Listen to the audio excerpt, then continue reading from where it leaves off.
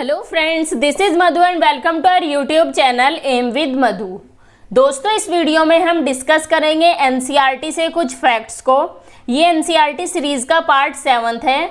इससे पहले हम 6 पार्ट कर चुके हैं, आप प्लेलिस्ट में जाकर देख सकते हैं। और साथ में ही हम प्रीवियस ईयर भी कर रहे हैं, जो आपके प्रीवियस ईयर में ईवीएस का पोर्शन आया था उसको भी कवर कर रहे हैं, उसे भी आप प्लेलिस्ट में जाकर चेक कर सकते हैं। ठीक है, तो चलिए स्टार्ट करते हैं। सबसे पहले बात करते हैं एनसीईआरटी का एक चैप्टर है बसेरा ऊंचाई पर। इसमें क्या क्या इंपॉर्टेंट पॉइंट दिए हुए हैं। फर्स्ट पॉइंट है कि मुंबई से दिल्ली का रास्ता 1400 किलोमीटर है। जब महाराष्ट्र, गुजरात और राजस्थान होते हुए जाते हैं तो वह रास्ता 1400 किलोमीटर है। आप इमेज में देख सकते हैं, कोई व्यक्ति अगर मुंबई से दिल्ली जाता है, वह महाराष्ट्र, गुजरात और राजस्थान से होते हुए अगर वह जाएगा तो वह रास्ता 1400 किलोमीटर है। ठीक है, अब नेक्स्ट पॉइंट है लद्दाख से। लद्दाख क्या है? लद्दाख को ठंडा रेगिस्तान बोला जाता है, क्योंकि लद्दाख में बहुत अधिक बर्फ पड़ती है। इसी वजह से लद्दाख को ठंडा रेगिस्तान बोला जाता है। और लद्दाखी या फिर भोटी भाषा में स्वागत को जुले कहते हैं। जो लद्दाख में कौन सी भाषा बोली जाती है? लद्दाखी या फिर भोटी भाषा बोली जाती है। और स्वागत यानी कि वेलकम को लद्दाखी भाषा में जुले बोला जाता है। क्या बोला जाता है? जुले बोला जाता है स्वागत को। लद्दाख में बहुत कम बारिश होती है, बारिश बहुत कम होती है, लेकिन बर्फ बहुत पड़ती है लद्दाख में। ठीक है, तो ये सभी पॉइंट आप याद रखेंगे। ठंडा रेगिस्तान किसे बोला जाता है? लद्दाख को। लद्दाख में कौन सी भाषा बोली जाती है? भोटी या फिर लद्दाखी। और स्वागत को लद्दाखी या फिर भोटी भाषा में जुले कहते हैं। और यहाँ बहुत कम बारिश होती है। नेक्स्ट पॉइंट है लद्दाख के घरों के बारे में, कि कैसे घर होते हैं लद्दाख में। घर 2 मंजिला होते हैं, उन पर मिट्टी कर चूने से पुताई की जाती है और लकड़ियों की सीढ़ियां होती हैं। कैसे होते हैं घर? घर 2 मंजिले होते हैं, उन पर मिट्टी कर चूने से पुताई की जाती है और लकड़ियों की सीढ़ियां होती है। अब नेक्स्ट है इसके बारे में कि नीचे की मंजिल पर जानवरों को रखा जाता है।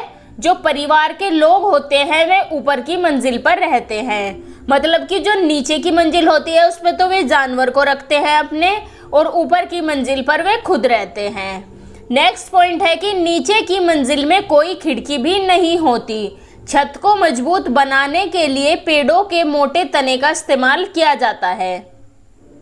जो नीचे की मंजिल होती है उसमें कोई खिड़की नहीं होती, और छत को मजबूत बनाने के लिए जो पेड़ों के तने होते हैं, मोटे तने, उनका इस्तेमाल किया जाता है। ये सभी विशेषताएं हैं लद्दाख के घरों की, कि जो घर होते हैं 2 मंजिला होते हैं और उन पर मिट्टी की चूने से पुताई की जाती है। और जो सीढ़ियां होती है वह लकड़ियों की होती है। नीचे की मंजिल पर जानवर को रखा जाता है और परिवार के लोग ऊपर की मंजिल पर खुद रहते हैं। नीचे की मंजिल में कोई खिड़की भी नहीं होती और छत को मजबूत बनाने के लिए पेड़ों के मोटे तनों का इस्तेमाल किया जाता है। ठीक है, तो ये सभी विशेषताएं आप याद रखेंगे। बात करते हैं चांगपा के बारे में। ये कौन है? ये घुमंतू लोग हैं। ये अपनी भेड़ बकरियों के झुंडों को लेकर पहाड़ों में हरे मैदानों की खोज में घूमते रहते हैं। चांगपा घुमंतू लोग होते हैं, ये भेड़ बकरियां पालते हैं और हरे मैदान की खोज में ये इन्हें लेकर पहाड़ों में घूमते रहते हैं। इन्हीं जानवरों से इन्हें अपनी ज़रूरत का सामान भी मिल जाता है, जैसे दूध, मांस, टेंट के लिए चमड़ा, स्वेटर, कोट के लिए ऊन।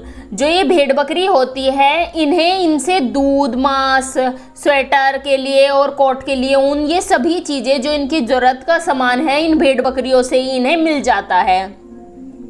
चांगपा खास तरह की भेड़ बकरियां पालते हैं जिनके बालों से दुनिया की मशहूर पश्मीना ऊन बनती है। जो चांगपा लोग होते हैं ये ऐसी भेड़ बकरियां पालते हैं जिनके बालों से पश्मीना ऊन बनती है।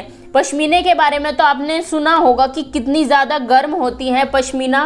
ठीक है, तो सभी पॉइंट ये आप याद रखेंगे चांगपा से। नेक्स्ट पॉइंट है कि चांगपा लोगों के टेंटों को रेबो कहते हैं। क्या बोला जाता है? जिस टेंट में चांगपा लोग रहते हैं उन्हें क्या बोलते हैं? उन्हें रेबो बोला जाता है। और ये लोग लेखा किसे बोलते हैं? जो भेड़ बकरियों के रखने की जगह होती है उन्हें ये लोग लेखा बोलते हैं। अपने खुद के रहने की जगह को रेबो बोलते हैं चांगपा लोग, और भेड़ बकरियों को रखने की जगह को लेखा बोलते हैं। ठीक है, ये पॉइंट भी आप याद रखेंगे। अब चांगथांग क्या है? चांगपा की भाषा में चांगथांग एक ऐसी जगह है जहां बहुत कम लोग रहते हैं। क्या है चांगथांग? ऐसी जगह जहां बहुत कम लोग रहते हैं। ये पॉइंट भी आप ध्यान रखेंगे कि रेबो किसे बोलते हैं ये लोग? अपने टेंटों को जिसमें ये खुद रहते हैं, और लेखा उसे बोलते हैं जिसमें ये भेड़ बकरियां रखते हैं। ठीक है, नेक्स्ट पॉइंट है पश्मीना के बारे में, कि माना जाता है कि एक पश्मीना शॉल में 6 स्वेटरों के बराबर गर्मी होती है। इतनी गर्म कि मोटी बिल्कुल नहीं। यह पश्मीना बनता है पहाड़ी बकरियों की एक खास नस्ल से, जो लगभग 5000 मीटर की ऊंचाई पर रह सकती है।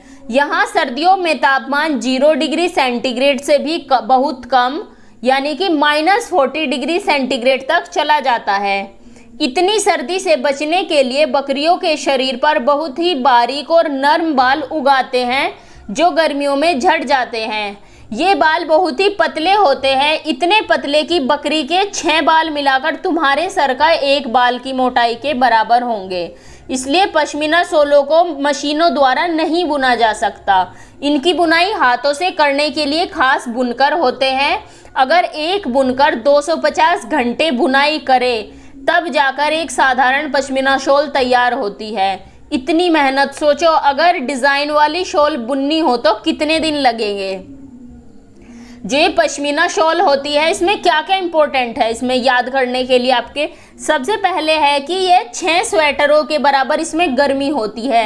ये क्वेश्चन आपसे पूछा भी जा चुका है कि पश्मीना शॉल कितने स्वेटर के बराबर गर्म होता है? 6 स्वेटर के बराबर।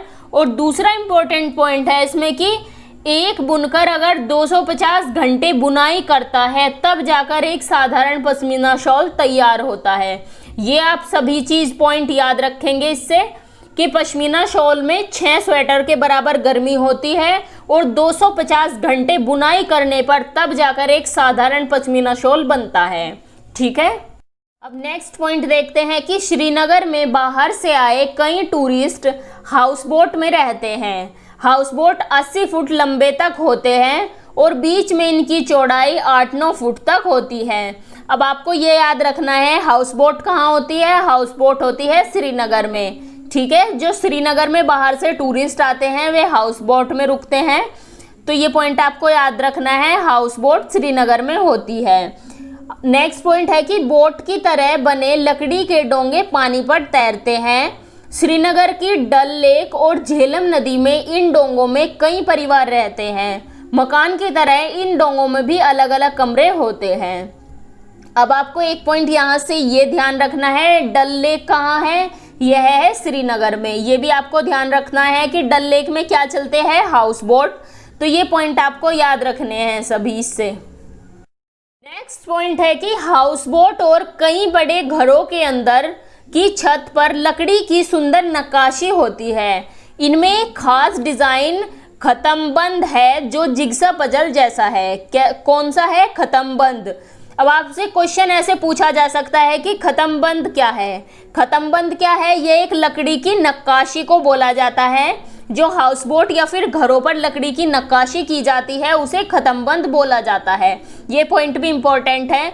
अब नेक्स्ट पॉइंट है कि पत्थरों को काटकर एक के ऊपर एक रखकर बनाए गए घर कश्मीर के गांवों में दिखते हैं। पत्थरों के ऊपर मिट्टी की पुताई की जाती है और लकड़ी का भी इस्तेमाल किया जाता है। इन घरों की छतें, जो छत होती है वह ढालवा होती है।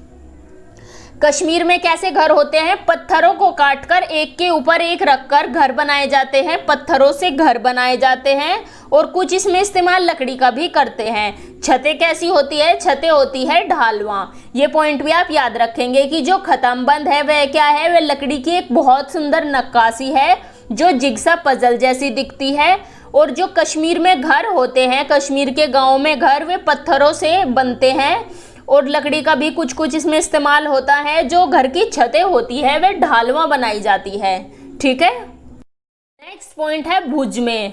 अब भुज कहाँ है? भुज है गुजरात में। और ये इम्पोर्टेंट क्यों है? क्योंकि 26 जनवरी 2001 में भुज में भूकंप आया था। बहुत भयंकर भूकंप आया था भुज में। बहुत लोग मारे गए थे और बहुत सारी इमारतें जो थी वो तहस नहस हो गई थी। तो आपको याद रखना है कि 26 जनवरी 2001 में भुज में भूकंप आया था। अब आप मैप में देखिए, ये है गुजरात। गुजरात में भुज, आप भुज की लोकेशन देखनी है। गुजरात में किस जगह है भुज, यहाँ पर आप देख सकते हैं, यहाँ पर है भुज। आप जो भी कोई चीज़, जो भी कोई टॉपिक ज्योग्राफी से रिलेटेड हो उसे मैप में आप जरूर देखिए, क्योंकि आपको ये फैक्ट जो मैप में आप देखते हो आपके माइंड में फिट हो जाता है। आपको जल्दी ही लोकेशन का पता चल जाता है, लोकेशन आपको याद हो जाती है। ठीक है, तो भुज कहाँ है, गुजरात में। अब नेक्स्ट पॉइंट है कुडुख भाषा से, कि जो कुडुख भाषा है वह कहाँ कहाँ बोली जाती है। भारत, नेपाल, भूटान और बांग्लादेश, इन 4 देशों में कुडुख भाषा बोली जाती है। अब आप मैप में देखिए, हम साथ साथ में लोकेशन भी देखते चलेंगे कि कौन सा जो हमारे निकटवर्ती देश है, हमारे जो देश से जिनकी सीमा लगी हुई है, उन सभी देशों को भी देखते चलेंगे। और आपको मैं मैप में ये भी बताऊंगी कि कौन सा राज्य कहाँ है। आप मैप को भी याद कर लीजिए, क्योंकि मैप से भी काफ़ी क्वेश्चन पूछे जाते हैं आपके। अब नेपाल, कौन कौन सी जगह बोली जाती है कुडुख भाषा, नेपाल में। उसके बाद यहाँ पर है भूटान और यहाँ है बांग्लादेश। ये चीज़ें भी आप याद रखेंगे। भारत, नेपाल, भूटान और बांग्लादेश में कौन सी भाषा बोली जाती है, कुडुख भाषा। अब नेक्स्ट पॉइंट है कि भारत में कहाँ कहाँ बोली जाती है ये। भारत में बोली जाती है बिहार, मध्य प्रदेश, छत्तीसगढ़, झारखंड, पश्चिमी बंगाल के जो उराव जनजाति है उनके द्वारा बोली जाती है कुडुख भाषा।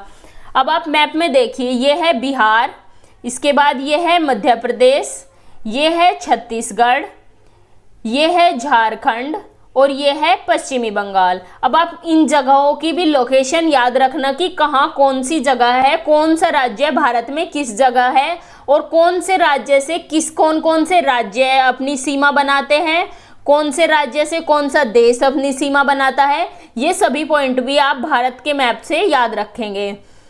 अब एक क्वेश्चन आया था कि कुडुख कहाँ के लोगों की भाषा है। आपके ऑप्शन है अरुणाचल प्रदेश, मणिपुर, झारखंड या फिर मिजोरम। तो कहाँ के लोग बोलते हैं कुडुख भाषा, झारखंड के।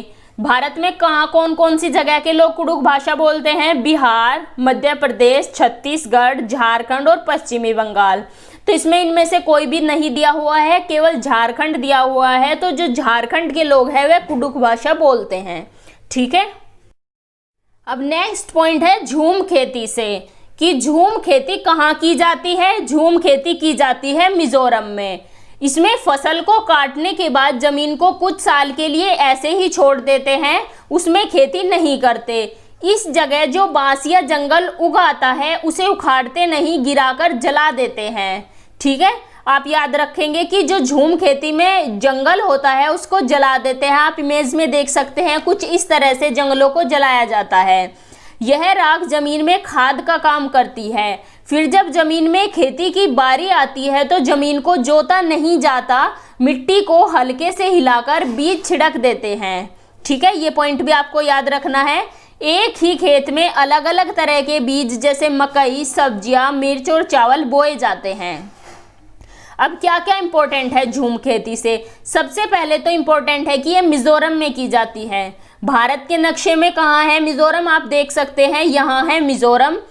क्या क्या होता है झूम खेती में, इसमें फसल को काटने के बाद जमीन को कुछ साल के लिए हम ऐसे ही छोड़ देते हैं, उसमें खेती नहीं करते। और जब उसमें वो बांस और जंगल उगाता है उसको उखाड़ते नहीं, उसे ऐसे ही गिराकर जला देते हैं। और जो जलने के बाद राख होती है वह जमीन में खाद का काम करती है। और उस जमीन को हम जोतते नहीं, जमीन जोता नहीं जाता, हल्के से बस मिट्टी को हिलाकर बीजों को छिड़क देते हैं। और एक चीज़ और इम्पोर्टेंट है इसमें कि अलग अलग तरह के बीज, एक ही खेत में अलग अलग तरह के बीज बोए जाते हैं, जैसे मकई, सब्जी, मिर्च, चावल, इन सबको एक साथ मिलाकर खेती की जाती है। ठीक है, ये पॉइंट भी आप याद रखेंगे। झूम खेती भी बहुत इंपॉर्टेंट टॉपिक है आपके एग्जाम के पॉइंट ऑफ व्यू से। अब क्वेश्चन आया था कि मिजोरम में की जाने वाली झूम खेती के विषय में निम्नलिखित कथनों का अध्ययन कीजिए। यह क्वेश्चन आपका सीटेट फरवरी 2015 में पूछा गया था। अब झूम खेती से रिलेटेड यहाँ पर कुछ पॉइंट दिए हुए हैं, आपको बताना है कि इनमें से कौन कौन से पॉइंट सही है। तो ए पॉइंट है कि इस फसल को काटने के पश्चात भूमि को कुछ वर्षों तक खुला छोड़ देते हैं। बी है कि इस भूमि पर उगने वाले बांस और खरपतवार को काटकर जला दिया जाता है। सी है बीज बोने से पहले भूमि की गहरी जुताई की जाती है। डी है एक ही खेत में 3-4 भिन्न भिन्न प्रकार की फसलें उगाई जाती है। और ई है आवश्यकता अनुसार रासायनिक उर्वरकों और कीटनाशकों का उपयोग भी किया जाता है। अब आपको बताना है कि इनमें से सही कौन कौन से पॉइंट हैं। इसका आंसर होगा ऑप्शन सेकंड, यानी कि ए पॉइंट्स में सही है कि फसल को काटने के बाद भूमि को कुछ वर्षों के लिए ऐसे ही खुला छोड़ देते हैं। बी भी सही है कि इस भूमि पर उगने वाला जो खरपतवार और बांस होता है उसे काटकर जला देते हैं। सी गलत है, क्योंकि भूमि को बोने से पहले उसकी गहरी जुताई नहीं की जाती, ऐसे ही हल्के से मिट्टी को हिलाकर बीज छिड़क दिए जाते हैं। डी है कि एक ही खेत में 3-4 भिन्न भिन्न प्रकार की फसलें उगाई जाती है, ये भी आपका सही है। और ई है कि आवश्यकता अनुसार रासायनिक उर्वरकों और कीटनाशकों का प्रयोग भी किया जाता है। ये पॉइंट आपका गलत है क्योंकि जलने के बाद जो राख होती है वही उसमें खाद का काम करती है। तो इसका आंसर होगा ऑप्शन सेकंड। नेक्स्ट पॉइंट है कि जंगल अधिकार कानून 2007 क्या है यह कानून? यह कानून आदिवासियों को जंगल पर उनका हक दिलाता है। जो लोग कम से कम 25 साल से जंगल में रह रहे हैं उनका वहां के जंगल और वहां पैदा होने वाली चीजों पर हक है। उन्हें जंगल से हटाया न जाए और जंगल बचाने का काम भी उनकी ग्राम सभा करे। जो जंगल अधिकार कानून 2007 है वह यह कहता है कि जो आदिवासी लोग 25 साल से उन जंगलों में रह रहे हैं वहाँ की हर चीज पर, पैदा होने वाली हर चीज पर और जंगलों पर उनका हक है, उन्हें वहाँ से हटाया न जाए। ठीक है, अब हम डिस्कस करेंगे मैप से रिलेटेड कुछ पॉइंट्स। एनसीईआरटी के जो इम्पोर्टेंट फैक्ट्स थे वे हम डिस्कस कर चुके हैं। बाकी के जो छोटे मोटे कुछ पॉइंट्स आपके छूट गए हैं वो हम इससे नेक्स्ट वीडियो में डिस्कस कर लेंगे। अब बात करते हैं मैप की, क्योंकि मैप से भी आपके 2 या 3 क्वेश्चन हर बार सीटेट में आपसे पूछा जाता है। तो मैप को भी आपको याद रखना है कि कौन सा राज्य कहाँ है, कौन से देश कहाँ है, जो भारत के सीमा से लगे हुए देश हैं उनकी स्थिति क्या है, ये सभी पॉइंट्स आपको मैप से याद रखना है। तो सबसे पहले बात करते हैं 7 सिस्टर्स स्टेट, यानी कि 7 बहनें राज्य कौन कौन से हैं। पूर्वोत्तर भारत में 7 राज्य हैं जिन्हें 7 बहनें या 7 सिस्टर्स के नाम से जाना जाता है। उत्तर पूर्व भारत को इनके एक दूसरे पर परस्पर निर्भरता के कारण आमतौर पर 7 बहनों की भूमि के रूप में जाना जाता है। जो ये उत्तर पूर्व में 7 राज्य है, ये राज्य एक दूसरे पर परस्पर निर्भर है, इसी कारण इन्हें 7 बहनें राज्य कहा जाता है। ठीक है, तो अब आप देखेंगे कि कौन कौन से है वे राज्य।